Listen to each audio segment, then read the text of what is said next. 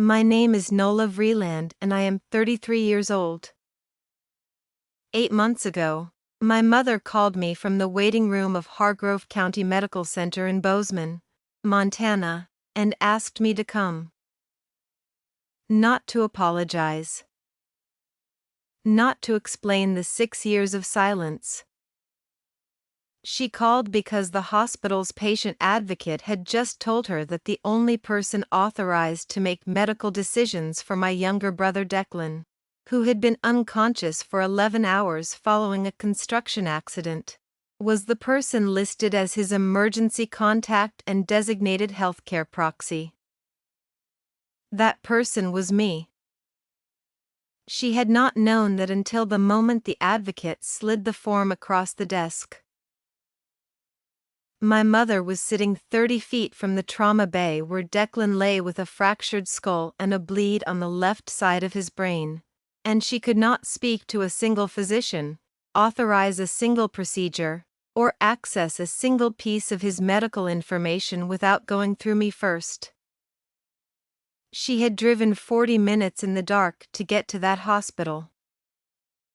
She had called my brother's foreman, his landlord, 2 of his friends. She had called everyone she could think of before she finally called me.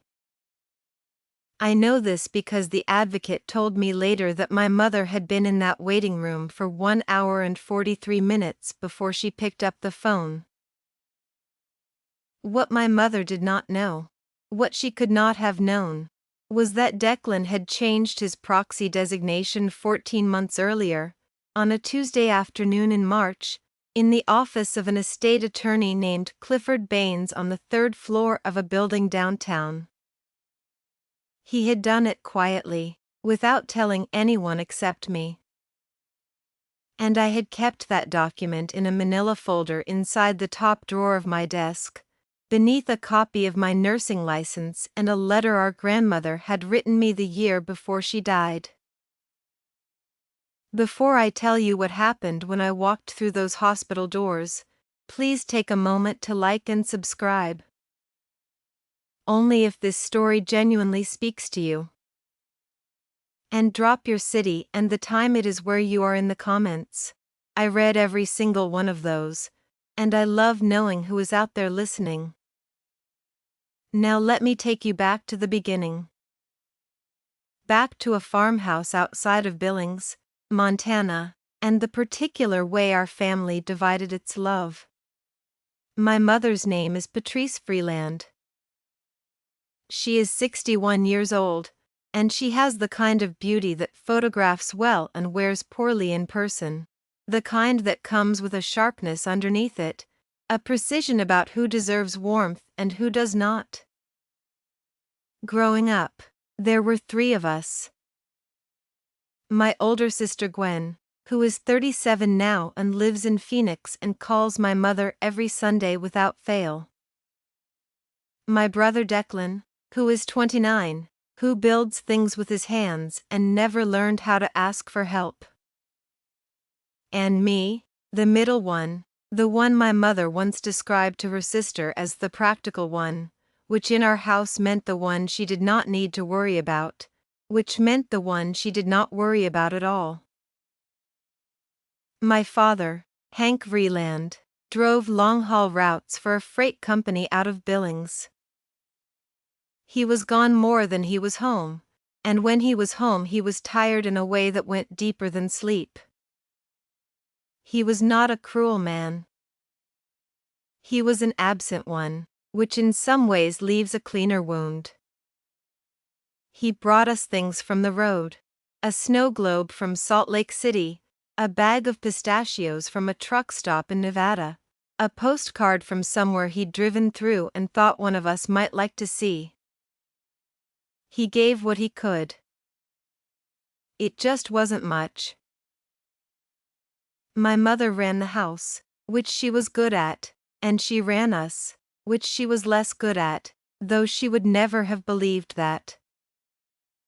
She had a system for everything. Grocery lists organized by aisle. A chore chart laminated and mounted beside the refrigerator. A calendar on the kitchen wall where every activity was written in a different color. Gwen's in blue, Declan's in green, mine in black. I noticed the color assignment when I was 9 years old. I asked my mother why mine was black. She said it was the only marker left. I believed her for longer than I should have. Gwen was the eldest and the easiest. She was graceful in the way that made adults use the word poised about a 12-year-old, which is a word adults use when they mean she makes us comfortable. My mother took Gwen to Helena twice a year to shop. She enrolled her in ballet at the Community Arts Center when Gwen was 6. When Gwen got her braces off at 15, my mother took a photograph and framed it. The photograph hung in the hallway for 11 years. Declan was the youngest and the only boy, and my mother loved him the way some women love their sons, with a ferocity that looked like protection but functioned more like possession. She drove him to every baseball game from age 7 through high school. She kept every trophy on a shelf in the living room. When Declan got into trouble in 10th grade, a fight at school that left another boy with a split lip, my mother called the principal and explained that Declan had been provoked, that the other boy had a history of aggression, that her son was a good kid who had made one mistake.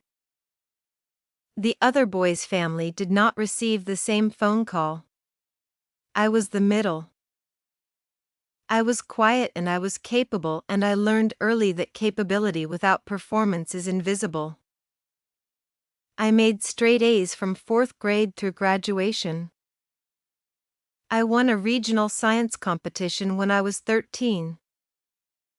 I was accepted into the nursing program at Montana State University on a partial academic scholarship when I was 17. My mother's response, when I showed her the acceptance letter, was to say, "That's a long drive for you every day." I was not planning to commute. I was planning to live in the dormitory. She had not asked. The woman who saw me was not my mother. Her name was Harriet Good. She was my mother's aunt, my great-aunt, a retired school nurse who had worked for 31 years at a middle school in Billings and who lived alone in a small house on Cottonwood Road with 2 cats and a vegetable garden she tended with the same precision she had once brought to tracking immunization records. Harriet was 74 when I was 17. She had white hair she wore in a low bun, and she smelled like lavender hand cream and the particular dusty warmth of old paperback books, and she was the first adult in my family who ever asked me what I wanted. She asked me that question the summer before I left for college. We were sitting on her back porch, shelling peas into a metal bowl, and she looked at me sideways and said, "Nola, what do you actually want your life to look like? Not what do you plan to do? Not what are your grades? What do you want your life to look like?"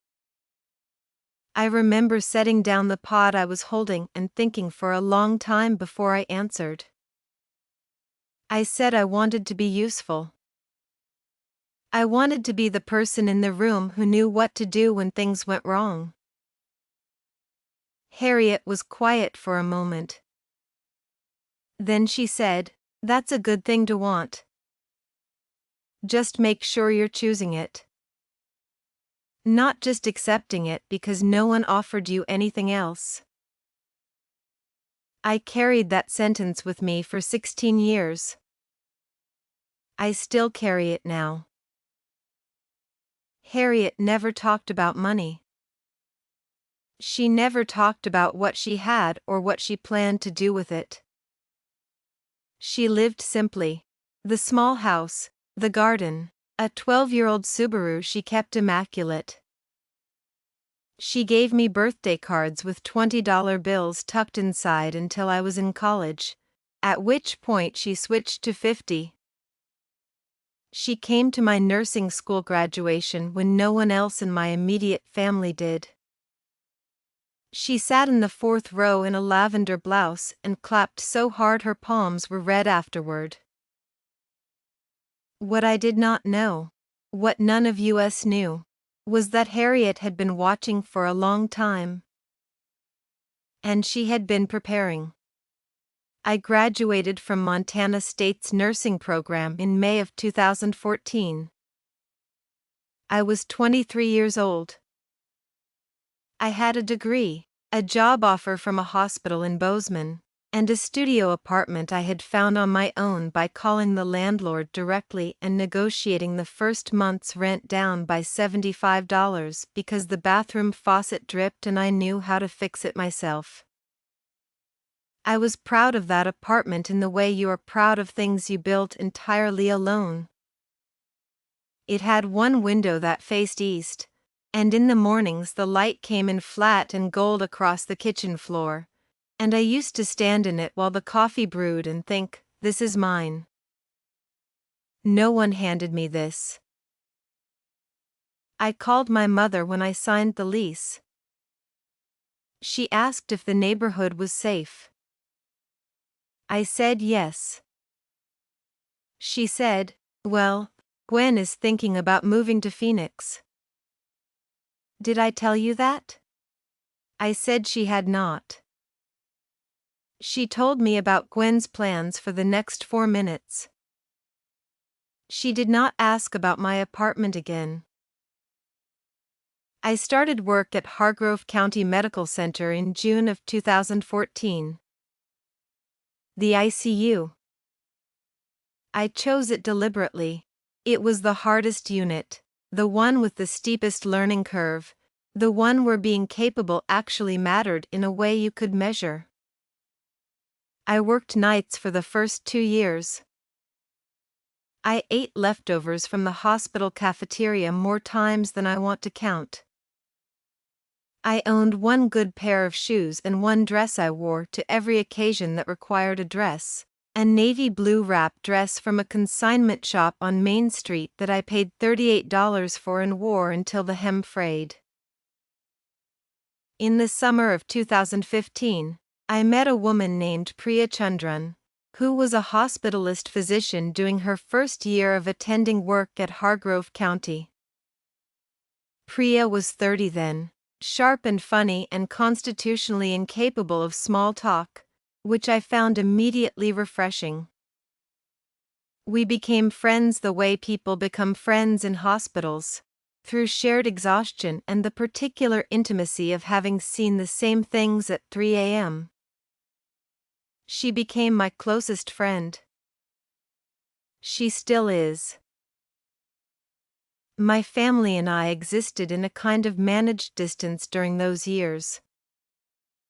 I went home for Thanksgiving and Christmas. I sat at the table and ate my mother's cooking and answered questions about my job in the careful, abbreviated way you learn to answer questions from people who are not really listening.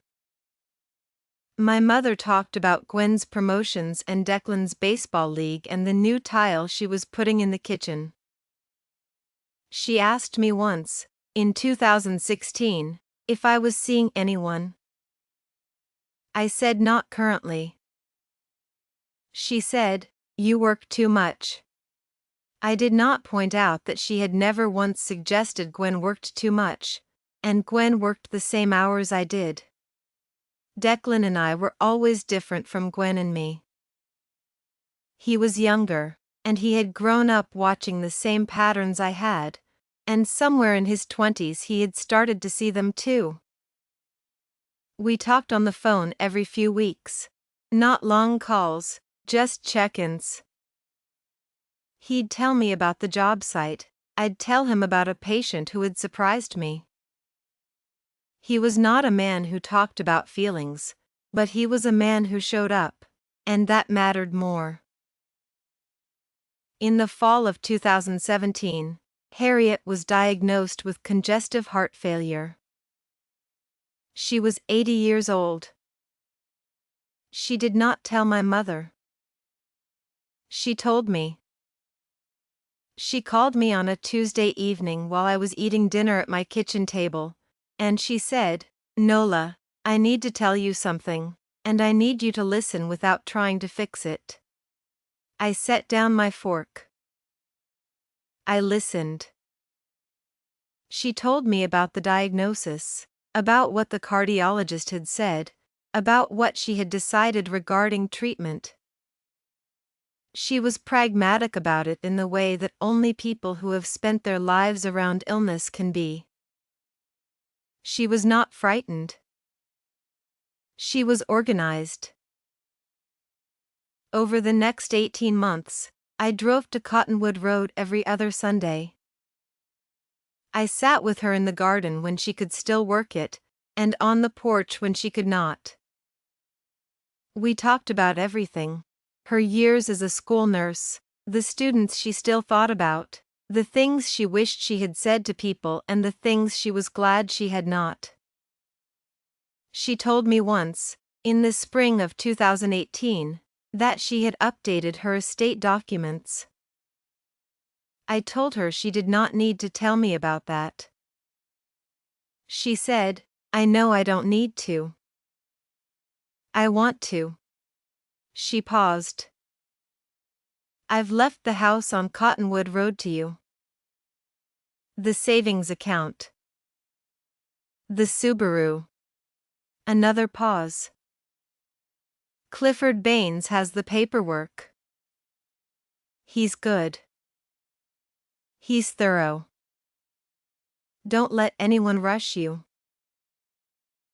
I did not know what to say. I told her she should leave it to whoever she wanted to leave it to. She said, "I am." She died in November of 2018. Quietly, at home, with her cats on the bed and a biography of Eleanor Roosevelt on the nightstand, which is exactly how she would have chosen it. I was there. My mother was not. My mother had not been told Harriet was sick, because Harriet had not wanted her told. I learned later, from Clifford Baines, that Harriet had made that decision deliberately. She had said, in the letter she left for me, that she did not want Patrice's grief in the room. That she wanted the room to be peaceful. The letter was in a sealed envelope inside a manila folder that Clifford Baines gave me at the reading of the will. It was written in Harriet's handwriting on her personal stationery, pale cream paper with a small blue border, and it was 3 pages long. I read it in my car in the parking lot of Clifford's office building, with the heat running because it was November and 17 degrees outside. She wrote about the pea-shelling afternoon. She wrote that she had watched me my whole life and had seen what my mother could not see, or chose not to see, which was that I was not the practical one. I was the steady one. The one who held things together while everyone else moved through the world assuming someone would. She wrote, "You have been carrying this family's weight since you were old enough to notice it needed carrying. I want you to put some of it down. Not all of it. I know you won't. But some."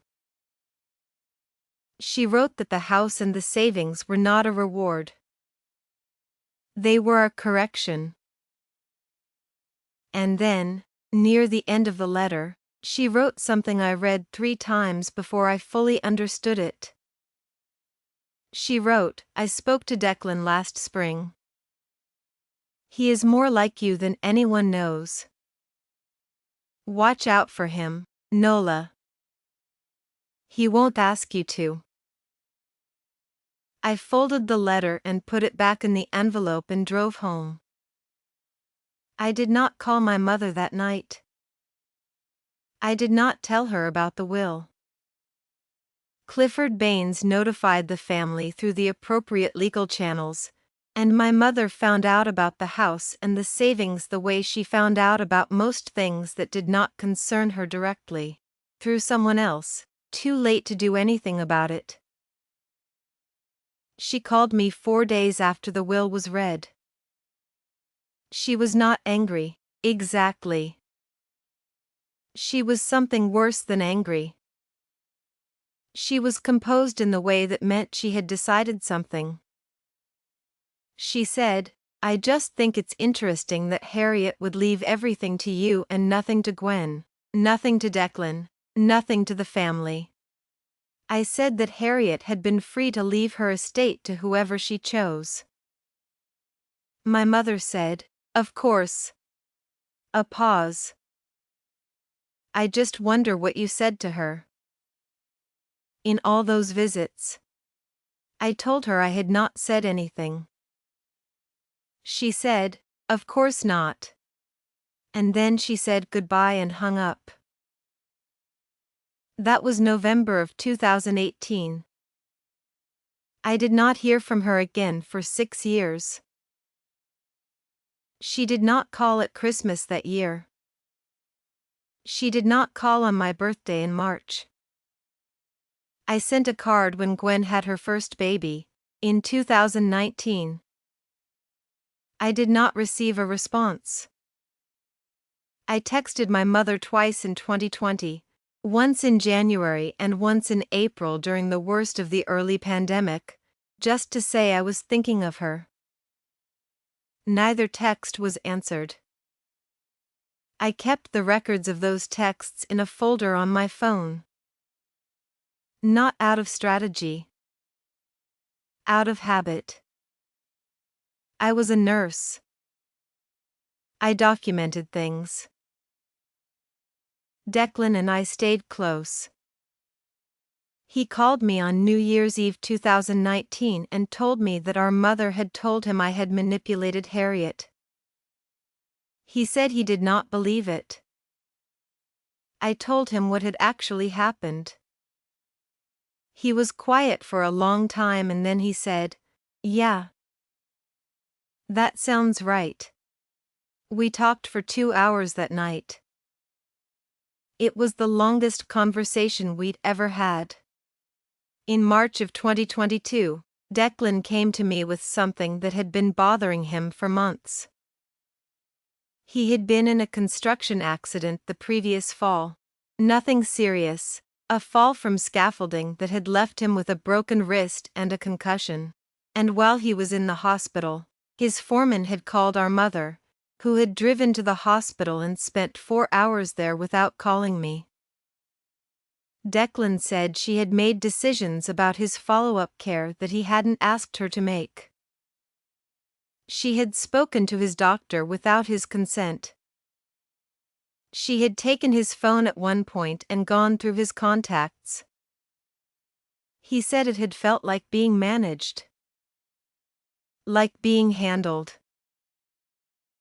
He asked me, sitting across from me at my kitchen table with a cup of coffee going cold between his hands, if I thought he should do something about it. I said I thought he should do whatever made him feel safe. He said he thought he wanted to change his emergency contact.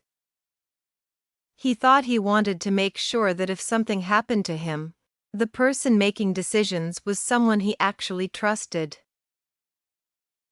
I told him I would help him.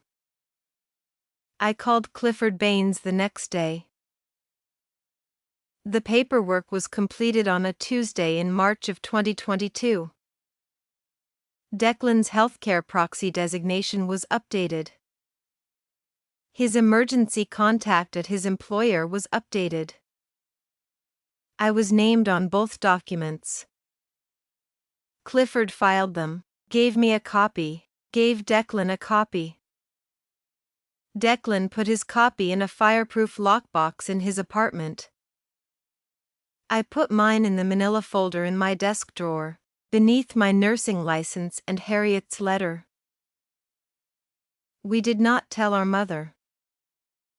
We did not tell Gwen. There was nothing to tell.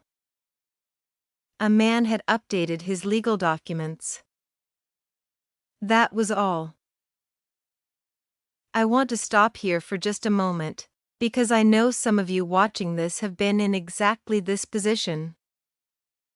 Not the hospital part, not yet, but the part where you have been quietly erased from your own family's story. Where someone decided, without asking you, that you were not necessary. Where you spent years doing the work of holding things together and received nothing for it except the assumption that you would keep going. If that is where you are right now, I want you to type the word "seen" in the comments. Just that one word. Because I see you. And what I'm about to tell you is for you specifically. Please take a moment to subscribe if you haven't already, and let's keep going. Now, back to the story. August 14th, 2024. A Thursday.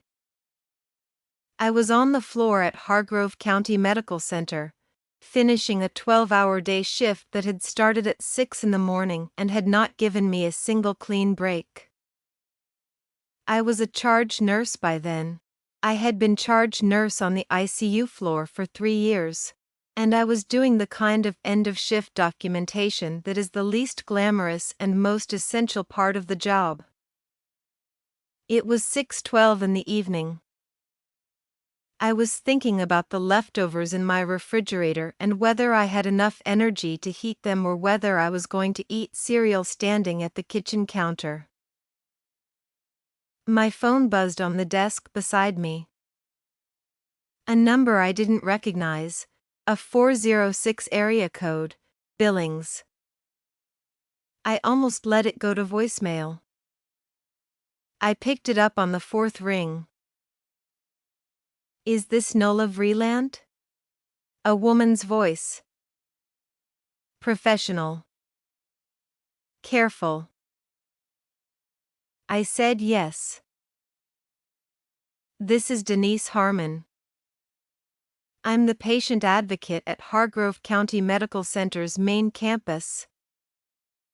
We have a patient here, Declan Vreeland, who was brought in by ambulance approximately 2 hours ago following a construction site accident. You are listed as his emergency contact and healthcare proxy. I stood up from the desk. My chair rolled back and hit the filing cabinet. How bad? I said. She told me. Fractured skull. Subdural hematoma, left temporal lobe. He was unconscious. They had stabilized him, but the neurosurgeon needed to make decisions about surgical intervention within the next few hours. They needed the proxy. I told her I was already in the building. I told her I would be there in 4 minutes. I was there in 3. What Denise Harmon told me, as she walked me to the neurosurgery consult room, was that there was a family in the waiting room. She told me with the careful neutrality of someone who has had this conversation before and knows it is not simple. She said a woman named Patrice Vreeland had arrived approximately 1 hour and 43 minutes earlier and had been asking to speak with the attending physician. She had been told, repeatedly, that she was not listed on the patient's records as an authorized contact. She had not taken that well. I told Denise I understood. I asked her to give me 5 minutes with the neurosurgeon before anyone brought my mother into the conversation. The neurosurgeon's name was Dr. Anand Mehta. He was calm and precise, and he had the particular quality of good trauma surgeons, which is that he communicated exactly what he knew and did not speculate beyond it. He told me that Declan had a bleed that was being monitored but had not yet required surgical drainage. The next 4 to 6 hours were critical. They would watch it closely. If the bleed expanded, they would need to operate. He needed me to sign the consent forms authorizing surgical intervention if it became necessary. I signed them. My hand did not shake. I noticed that. Then I asked Dr. Mehta if he would be willing to come with me to speak to my mother. I told him briefly, without drama, that there was a family situation he should be aware of.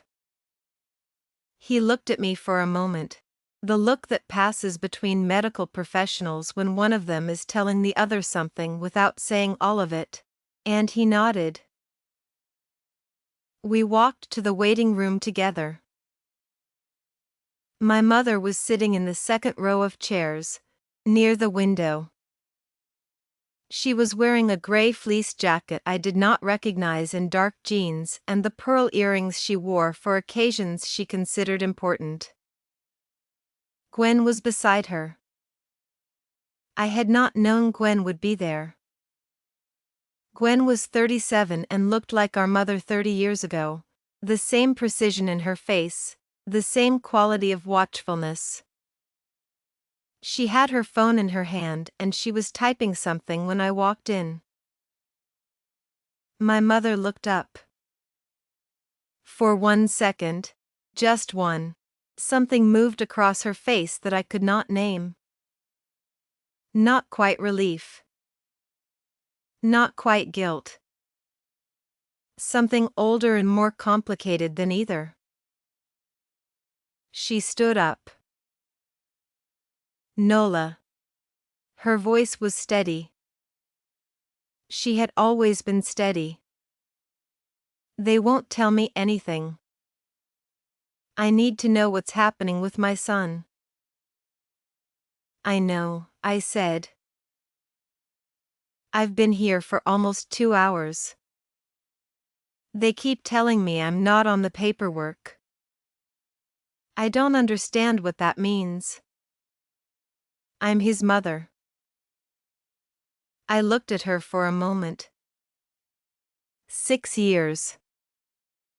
6 years since she had decided I had manipulated a dying woman into leaving me her house. 6 years since she had stopped answering my texts. She was standing 4 feet from me in a hospital waiting room asking me to help her, and she had not said my name with anything in it yet. Not sorry. Not thank you. Just my name, flat, as a starting point for a transaction. I know you've been waiting, I said. Dr. Mehta is going to explain Declan's condition to you now. I've authorized him to share information with you. Gwen looked up from her phone. You authorized him? Declan named me as his healthcare proxy 14 months ago, I said. I'm the person who makes decisions about his care if he's unable to. I've already signed the consent forms for surgical intervention if it becomes necessary. Gwen's mouth opened. She closed it again. My mother said, "What do you mean he named you his proxy? When did this happen? Why didn't anyone tell us?" He made the decision, I said. It was his decision to make. He's my son. Her voice had an edge in it now. I have every right to be involved in decisions about his care. Dr. Mehta spoke then, quietly and clearly. He explained Declan's condition. He explained the monitoring protocol, the surgical threshold, the expected timeline. He answered every question my mother asked with the same careful precision he had used with me. He was kind. He was thorough. He did not take sides, because his job was not to take sides. When he was done, he excused himself and said he would update us in 2 hours. My mother turned to me. "I want to be kept informed," she said. "I want to be in the room when they update you." "I'll share what I'm told," I said. "That's not the same thing." "No," I agreed. "It isn't." Gwen said, "Nola. Mom is his mother. Whatever is going on between you two?" "There is nothing going on between us," I said. My voice was even. I had been a charge nurse for 3 years. I had delivered news to families in crisis more times than I could count. I knew how to keep my voice even. Declan made a legal decision about his own healthcare. I'm honoring it. My mother sat back down.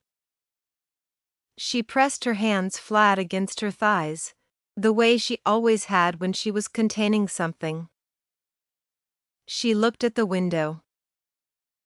Outside, the parking lot lights were coming on in the early dark of August evening.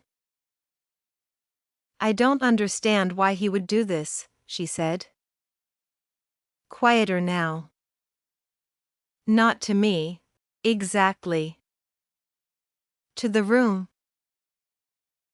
I sat down across from her. Not beside her. Across. I wanted to be able to see her face. "Mom," I said. "Can I ask you something?" She looked at me. When Declan was in the hospital in 2021, after the scaffolding accident, you went through his phone. Her jaw tightened. I was looking for contacts to notify. He told me you went through his messages. I was trying to help. He didn't feel helped, I said. He felt managed. Gwen said, "This is not the time." "It's exactly the time," I said, and I said it gently, not sharply. Because Declan is lying in a room down that hall and he made a legal decision about who he trusted to speak for him when he couldn't speak for himself. And he made that decision because of what happened in 2021. That's not my interpretation. That's what he told me.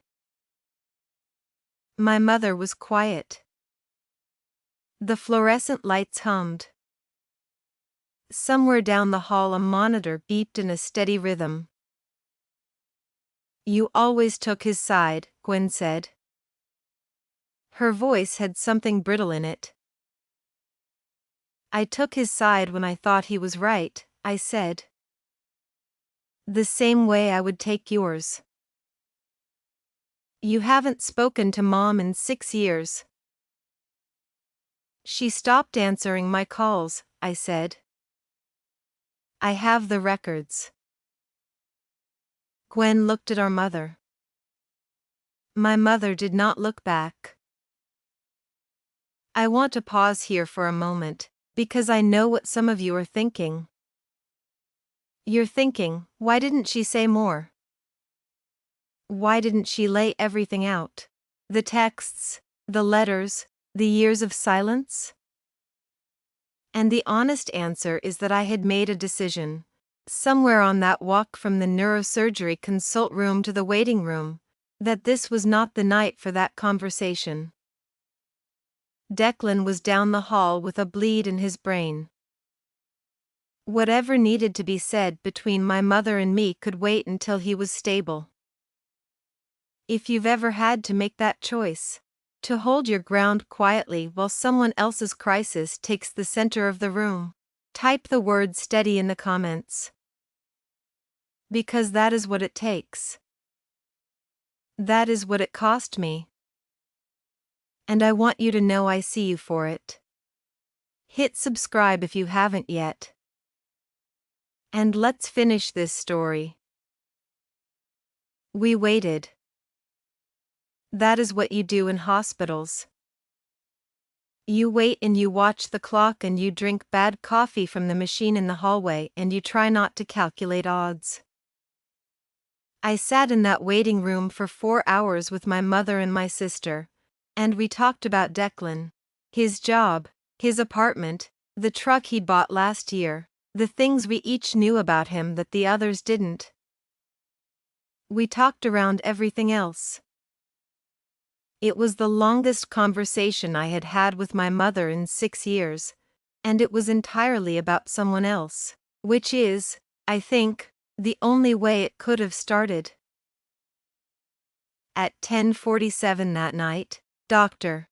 Mehta came back. The bleed had not expanded. Declan was being moved from the trauma bay to the neurology ICU for monitoring.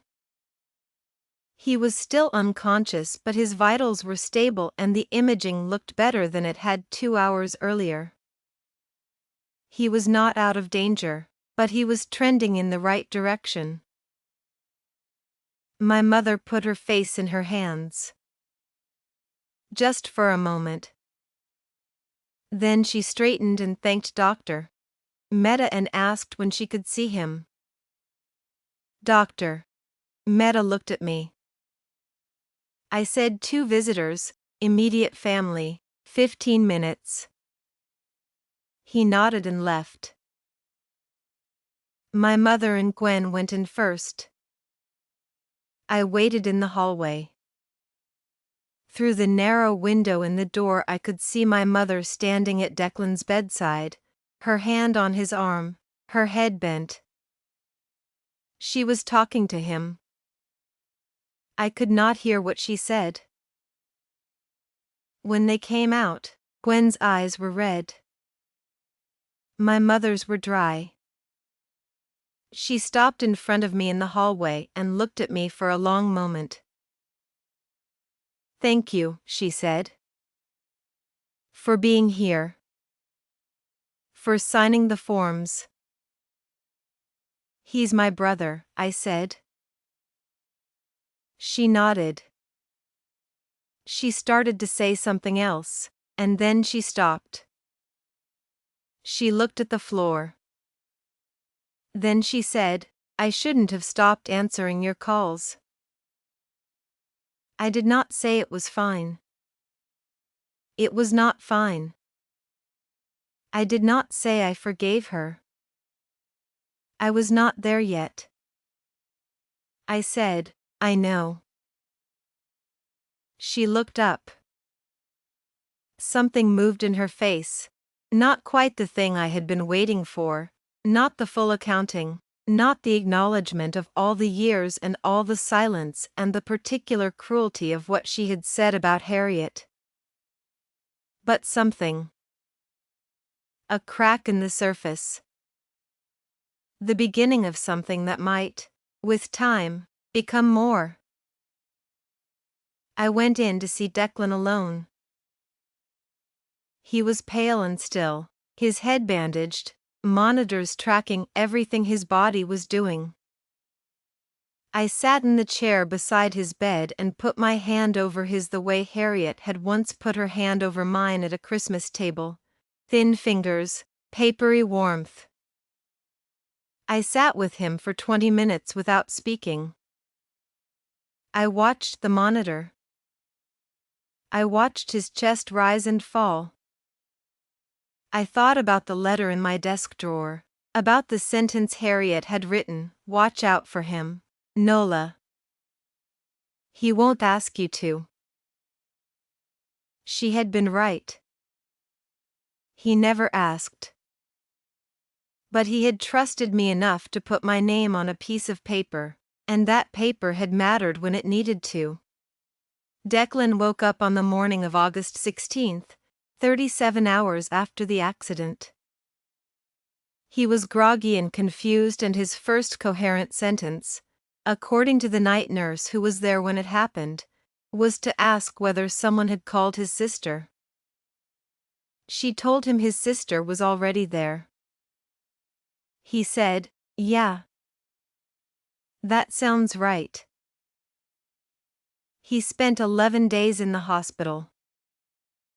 I was there every day I was not working, and on 3 of the days I was working I came by before my shift started and sat with him for 45 minutes in the early morning while the hospital was still quiet. We talked about everything and nothing. We talked about Harriet. We talked about the letter in my desk drawer. I told him what she had written about him. He was quiet for a long time after that. My mother came every day too. We were not warm with each other, not yet. We were careful. We were two people who had been in the same waiting room on the worst night of both our lives and had managed not to make it worse, and that was its own kind of beginning. On the 4th day, while Declan was sleeping and my mother and I were sitting in the hallway outside his room with paper cups of coffee, she said something I had not expected. She said, "I went to Harriet's house once, after she died." "Before you sold it?" A pause. "I sat in the garden for a while." Another pause. "She always liked you best." I thought about what to say. I thought about saying that Harriet had not liked me best, that she had simply paid attention, which was a different thing. I thought about saying that if my mother had wanted Harriet's attention, she could have visited more than twice in the last decade of Harriet's life. I thought about the pea-shelling afternoon, the lavender hand cream, the Eleanor Roosevelt biography on the nightstand. I said, "She paid attention to whoever needed it." My mother looked at her coffee. "I know," she said. Very quietly. "I know she did." That was not an apology. It was not a reckoning. It was one sentence from a woman who had spent 61 years being certain she was right, and it cost her something to say it. I am not going to tell you I felt whole afterward. I did not. There is a particular kind of wound that does not close all the way, that you learn to carry instead of cure. But I am going to tell you that something shifted in that hallway. Something small and real. Gwen called me 2 weeks after Declan was discharged. She had never called me directly before, not in 6 years. She asked how he was doing. I told her. Then she said, "I didn't know about the texts. Mom didn't tell me she'd stopped answering you." A pause. "I don't know if that changes anything." I said, "It changes something." She said, "Okay." That was all. But she called again 3 weeks later, and the week after that, and by October we were talking every 2 weeks, cautiously, like people testing ice. We were not close. We might never be close. But we were talking. Declan recovered fully. He was back on a job site by October, which his neurosurgeon did not love but Declan did not ask permission for. He called me every Sunday now, not just every few weeks. He brought me a bag of pistachios once, from a gas station on the highway, and left them on my porch with a note that said, From the road. Thought you'd like to see where I've been. I stood in my doorway holding that bag for a long time.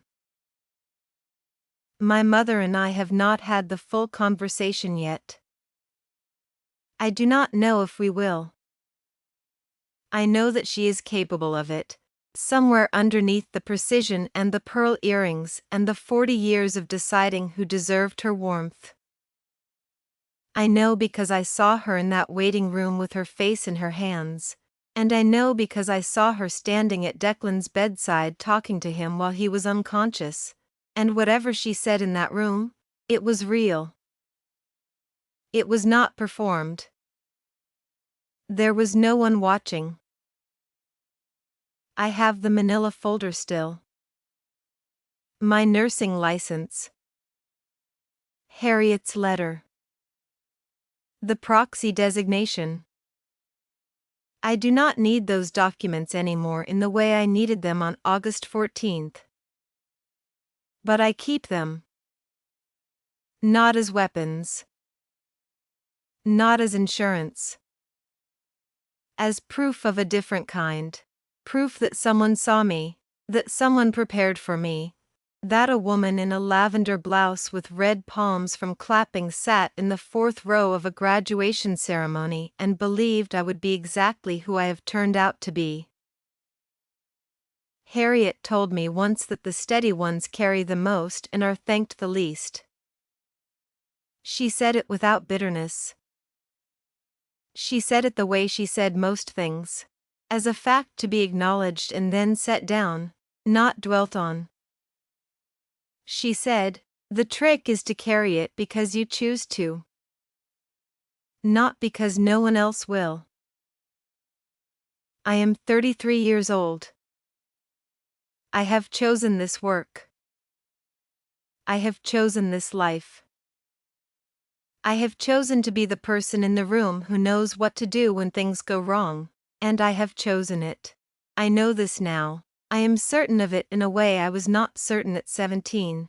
Not because no one offered me anything else, but because it is what I am, and what I am is enough.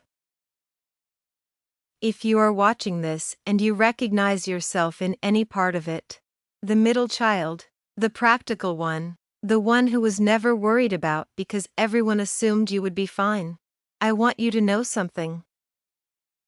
Being fine is not the same as being seen. And being capable is not the same as being valued. You are allowed to ask for both. You are allowed to stop carrying things that were never yours to carry. And if someone in your life has been the Harriet for you, the person who saw you when no one else did, who paid attention, who left something behind to correct what had been wrong, take a moment today to honor that. Write their name down somewhere. Tell someone about them. Let them be remembered. I still have the Subaru. I drive it on Sundays. Drop a comment below and tell me if any part of this story found you where you are. Tell me your city, tell me what time it is, tell me the name of the person who saw you when no one else did. I read every single one. Hit subscribe if you want to hear more stories like this one, and share this with someone who needs to be reminded that quiet strength is still strength, that documentation is its own kind of courage, and that the people who show up, even when they are not thanked, even when they are not expected, are the ones who hold the world together. Drop a comment, hit subscribe, and I'll see you in the next one.